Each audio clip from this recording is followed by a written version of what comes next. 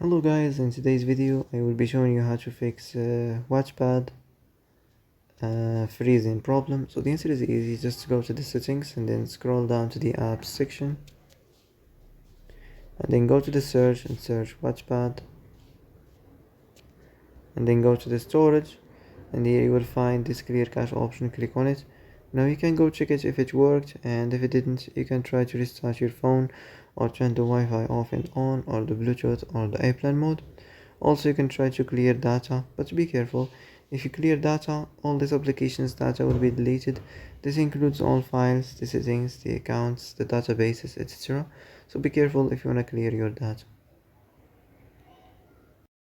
And that's it for today's video. I hope this is the answer you've been looking for. If you like this video, don't forget to like and subscribe, and see you in the next video. Thanks for watching.